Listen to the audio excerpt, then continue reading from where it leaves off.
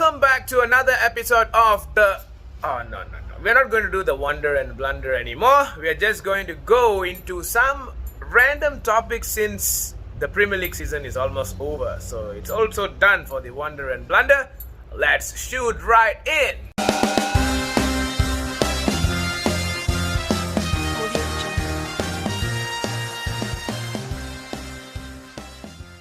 We are approaching the last game week of the season 21-22 of the Premier League, and what an exciting season it has been. And today's topic is going to be the all-rounder. We are going to talk about the winning team, the top 4 team, the Europa team, and then the relegating team and all this stuff. So this is going to be the topic for today. Alright, so yep, just heads up that we're not going to do the wonder and blunder because I believe there's no point of doing it anymore, right? Because we are now approaching the end of the season, and yeah, it's right for us to move on to the next step.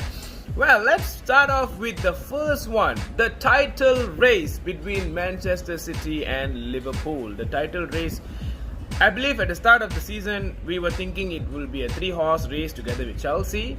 Well, in the table, if you see now, yes, Chelsea is sitting in third, but they are way back in terms of the points, alright? So the points now is just 1 point difference between Man City and Liverpool. City getting a draw with West Ham that day has actually turned this even more interesting. In fact, if they would have lost that game, that will be even more interesting. They almost lost, right? But yep, thanks to I believe the 2 goals in the second half, which came early, where City got a point, and in fact they could have got the win if Mahrez did not miss the penalty. What a save by Fabianski. But yeah, City and Liverpool, the 2 favorites to win the title. For me, I think City will somehow clinch it. The next game is going to be Steven Gerrard's Aston Villa. Alright, so Steven Gerrard will be, deep inside he is a Liverpool fan. He had been a Liverpool legend for the club. So probably he might go like, okay, this is the time we should at least win it for Liverpool. He tried before, same City, when they tried to beat City to go and clinch the title, they slipped against Chelsea. I hope you all still remember that.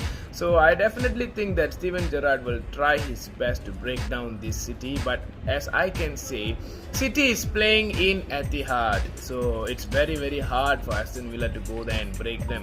But at the same time, Man City will need to win the game. They cannot afford to draw. If they draw, and if Liverpool wins it against, I think Liverpool is playing Wolves, which is also a tough fixture, and then Liverpool have this Champions League as well, so I believe there might be a few rotations as well. So yeah, Liverpool's game is also not easy. Against Wolves is going to be a very defensive side, a very tough team to beat. But City will have to win the game against Aston Villa. They cannot manage a draw. The draw will be a big impact. In fact, it could lead to a quadruple back online for Liverpool. So let's see how that goes. That's interesting. So my take in this, I think Man City will win it. Man City is going to be the champion of the Premier League. Alright. Next, the top 4 race. So the top 4 race at the start was between Spurs, Arsenal, United and West Ham. Right, because Chelsea has already qualified, so we took out Chelsea from there. And then United, so disappointing, just went out all the way, volunteering them out from the Champions League spot. West Ham had a lot to play for. They had the Europa League semi-final and all this stuff, so I'm not going to blame a lot on West Ham.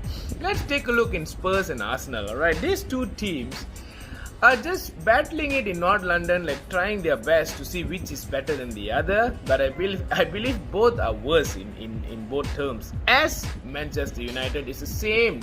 Arsenal and Tottenham, the whole season has been a random season. They will be going on 5 or 6 games of a continuous consecutive wins, and then they will start to lose 3 or 4 games later, and the rotation just repeats again and again. But now Tottenham go to Norwich, alright? They will be playing Norwich, while Arsenal will be playing an Everton, alright? So we'll come back to Everton later. So Spurs now, they will just have to get a draw. Don't tell me you go to Norwich who have already relegated, and then you go there and then you lose the game, and Arsenal somehow goes up and win. Well, it is Spurs, alright? It is possible. Spurs have done this many times in the past. They have blew up big time. But I really hope that Tottenham Hotspur can just at least get a draw there. And Heung-min Son, I hope that he can be the top scorer, because the Liverpool game, Mo Salah might not be playing, so this can be an advantage for Heung-min Son to finally win the Golden Boot for this season, alright? So he deserved to win that.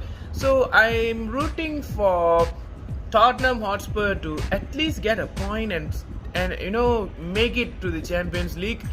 But at the same time, I also have this gut feeling saying that, okay, it is Spurs, anything can just go wrong immediately and Arsenal can just go back up there to the Champions League spot. Alright, so we'll just see that. For now, I'm rooting for Spurs to stay in that 4th place. Let's see how that goes. Now we're going to move further down a little to see Manchester United and West Ham United. Now, we thought the season is done. It's not over yet. United have to win their next game. The reason is because their next game is very important for them to at least qualify for the Europa League, which I feel they don't even deserve to. They have to just win the game, because if they don't win the game and if West Ham wins the game, West Ham is going up to Europa League again, while Manchester United will drift all the way down to the Conference League. I don't know, man. I don't know how Ronaldo is going to be playing in a Conference League. I don't know. It could be a good exposure if that happens. In fact, now the Europa League is also a good sign that Ronaldo is going to be there. But yeah, so in this take, I think United will win their last game. With all fingers crossed, I think United can at least get a point. I think they just need a point, right? Oh no, they need to actually win the game. They cannot even get a point. If they get a point and if West Ham wins the game through goal difference, West Ham is going to go above them. Alright, so United have to win the game. So let's see how that goes. So that's all done for the first half of the table. Now moving to the bottom of the table, congratulations to Everton. Finally, they are out from the relegation battle. They are safe. You can see how the fans invaded the pitch at the final whistle. They were all so happy, Everton fans and Frank Lampard and the whole team. Finally, it's done and dusted. Everton will go to Arsenal with a very relieved manner, and that is going to give an encouragement to Arsenal as well, who is fighting for the top 4. So yeah, congratulations to Everton. So the two teams that are going to be in the relegation battle on the final day is definitely Burnley and Leeds. So Leeds will definitely need to win the game, alright, because their goal difference is just so bad, man. While Burnley, I think they just need Burnley will also need a win. Alright, so this is going to be a very interesting in the relegation side. Let's see which team is going to... I think Leeds is just going to bottle it again. I hope Leeds stays actually, because I love Leeds. Alright, but looks like they're just going to go back down there with Watford and Norwich. Let's see how that goes. So yeah, so this is a rough sketch on what is going to happen in the final game week. Let's stay tuned and see what happens. Until then, do subscribe to Football Bloods TV and we'll meet you all again soon. Bye bye.